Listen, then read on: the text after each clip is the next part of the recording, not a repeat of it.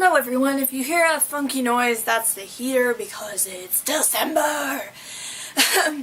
I'm kind of hyper tired right now because we just had our school's Christmas concert and all that, so if I don't make sense, blame it on that.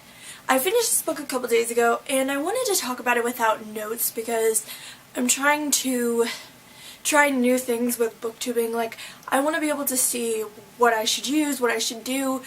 So if this doesn't work out, I may do another one or whatever on this book because it's at school and everything. But I hope you like this video, and I hope you've read the book. Let's start with the non-spoiler section. So I'm going to be discussing Across the Universe by Beth Revis, or Revis, however you say it. I've always heard Revis. And the way it's described is not going to do it justice.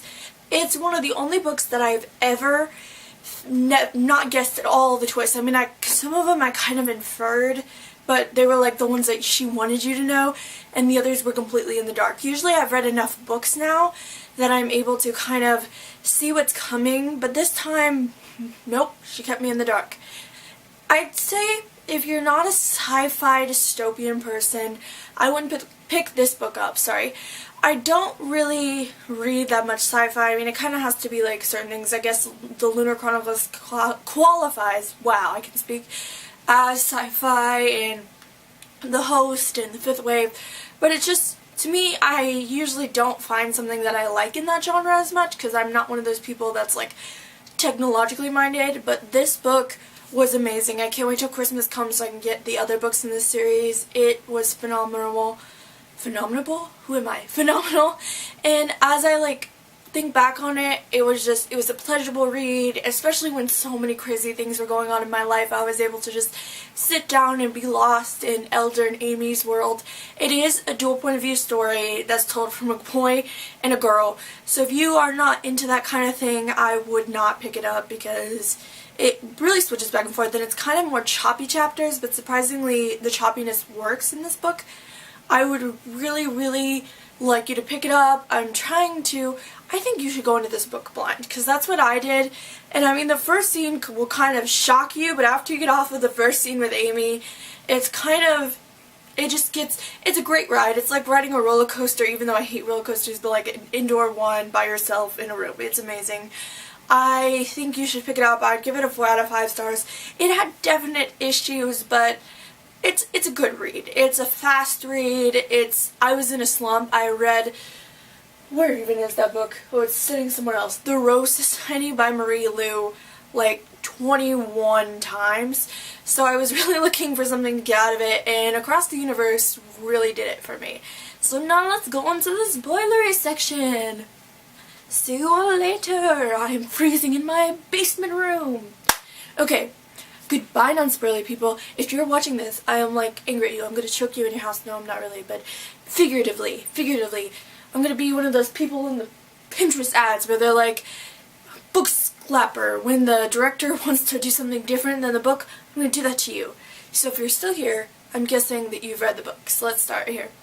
Okay, the thing with freezing people. Can we talk about this? Amy had to see that in her mom. I read the book in the middle of English class and I was like, oh my lord, their eyes, there's a blue liquid coming through their eyes and she can't move, and she just falls into nothingness, she's dead, but she's not. It's really the only thing keeping her alive, which is insane to me.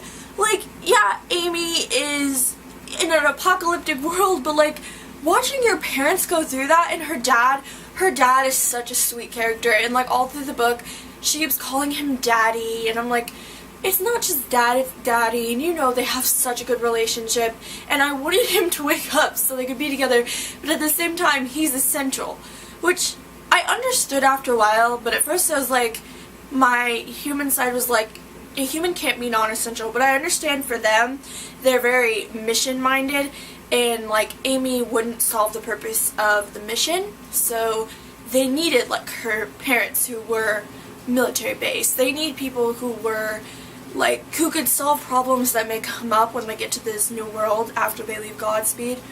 Godspeed was so cool. I thought it was so funny that Elder and all of them were like, we don't believe there's any God, and then she's like, well, what does Godspeed mean? And he's like, oh, it just means luck, and like Amy's sitting there laughing to herself, like he thinks all of these religions are stupid, and I was just imagining, oh my lord, Beth Revis, you're gonna like, the whole world is gonna be gunning for you. I loved Elder. Elder's probably my favorite character, maybe Harley, and the dog, I love Doc. Amy had to grow on me. When all of her chapters, I understood she was frozen, but like, were flashbacks and all this, she was really starting to get old, and I really favored Elder, but then it was like she kind of came into her own as a character, and they're both together. I don't think I would have necessarily acted the way Amy acted. I mean, we have some similarities, red hair, no, but her running, everyone on the ship, that was hilarious when they're all like, you're running, what are you running from? And she's like, oh my lord, people, really, really, really. I think Amy was almost stereotypical, if that makes sense.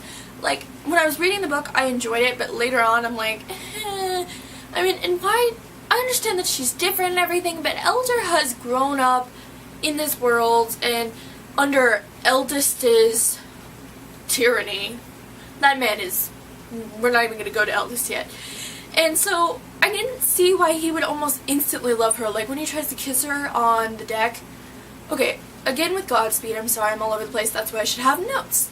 Godspeed, even though I had a hard time picturing it, like, I looked at the blueprint, but in my head, like, everything had its own way, and like, different corridors and everything, and then it would be like, oh, this is the door to the feeder chambers, and he's like, this is to the Eldest and Elder compartments. Nope, I was wrong. And I'm a little confused, it could be just because I read this fast and a lot going on, about how it was like, to go to the Cairo chambers where all the people who were frozen were down there, you had to have like security clearance and everything, and like Eldest was really mad that Elder was down there, and Doc made a reason for him to be down there. Like, why then all of a sudden was Harley down there, Orion, Amy, they were all just like chilling down there, and Eldest kind of got angry, but Doc didn't care, and everyone was like, people are unplugging other people, they're killing people, and then I did not see at all the thing that happened with the jeans being the same thing as Eldest Elder and Orion. They are the same person. Well, they're not the same person. Like, I really want to know how Eldest and Elder are different, because Elder, like, he grew up the same way, basically, that Eldest did. He grew up under Eldest training, which I guess if it's the same DNA, it would kind of be the same person, and yet he's so different. Like, I love Elder. I just want to give Elder a big hug, but Eldest, I want to punch him in the face. How in the world are they the same? And I was so, like, when we find out that Orion is, like, the former Elder who, like, has been unplugging, he's been on the ship and everything, and I was like, oh, this is gonna be awesome, he's gonna be good. And he takes Eldest, and he freezes him, and Elder, the other Elder, Orion, they freeze Eldest in the Cairo chambers, and they, like, there's a bookshelf there, all my light bulbs burn out, they kill him, and Orion, who I loved, like, I always imagined, he wasn't old, but he was kind of like that cute little old man, you know, that's, like, willing to help you and everything. I imagined him as that, but he's been unplugging people this whole time, because he wants his revenge. I loved how this book kind of made it seem like nobody was good, nobody was in the right, because although I think Elder is better than Eldest, oh my gosh, I almost said Eldest was better, I do think that he was better, but it was just like, everyone has some means, and is lying as a leader that it'll make your job easier and make everything better, but is that really the best course of action, and what's the real pain for it? I love Elder's morals. I love, he's so, like, sweet, and how, like, he doesn't know anything that Amy is, like, explaining to him. He was like, 7 years ago, blah blah blah blah blah, and all men are not created equal. And she's like, this is not the right speech. And their little interactions, it's almost like if any of you guys seen Once Upon a Time, it's almost like when you bring new characters into Storybrooke from the fairy tale world, and they're like, what in the world is going on? What in the world? they like Killian picking up the jello and being like, why would you feed me something that shakes like this? Is it alive? I love just Elder's, almost his innocence. I mean, he was corrupted by Eldest, but Elder just seemed very, almost like a puppy dog that had only lived a certain way his whole life, and then you give him a treat and you let him run in the pasture. I think Elder's going to make a great leader. He knows what not to do now. I mean, he has 2 examples with Orion and... Is his name Orion? Because I think it is. Not to spell it. Oh, I forgot something to discuss. I almost cried with this. When Harley... I think if I remember correctly, it's Harley. I've read like 3 other books between this, but Harley killed himself. Like, maybe he was depressed. Doc kept putting all those people and saying they were insane and putting them on the ship, but I don't even know, he just opened the chamber and jumped out, and it was like Amy, like, first of all, Elder had to see his best friend do that, and then Amy was like, she wasn't surprised, and he just couldn't take it anymore. He was counting down the days and the years that they had left, and then Eldest told them what's true and what really is happening, and I did not see that coming at all. I was like, Harley's gonna be the evil one, because he was like, Harley could have killed them, Harley was down here, but I don't think Harley is the murderer. And Harley was so sweet and funny, and I wanted to hug him too, and then he,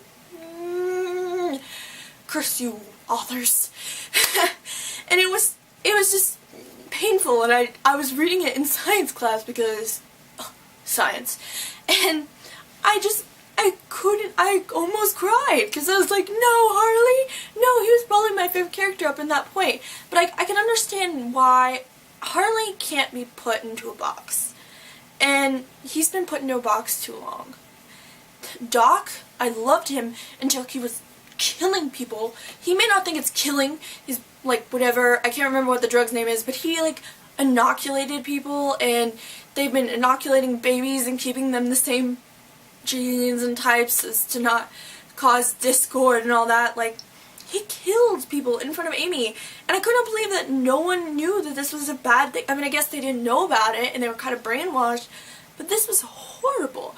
I'm scared for Elder in the next couple books because of the things he's going to have to face with the problems of I think it's the engine is down, we're hundreds of years behind on our schedule. He has Amy, who he needs to take care of. I mean, she kind of should have some PTSD after everything that's happened.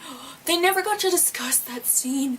That horrible scene when the guys, like, attack Amy.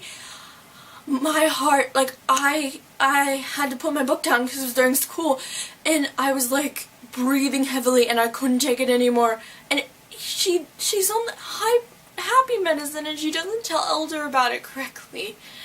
And it's just, I'm so scared for him. He's like my poor little baby that's gonna be thrust into the world and gonna get hurt and run over by people. But I still think that Elder will come through. She better not kill him, or Amy. I mean, Amy I'm a little more comfortable with killing. Sounds terrible, but Elder he's grown on me so much, and I really liked reading from his point of view and his outrage with Eldest and kind of his morals, because I mean, yeah, Amy has morals, but at the same time, she's not as, like, moral as Elder, if that makes sense. So, I have so many more feelings, but this is going to be the longest video in the world. I hope you all enjoyed this. I hope you have a great night, and I will probably have another tag video up soon. So I will see you then. Bye!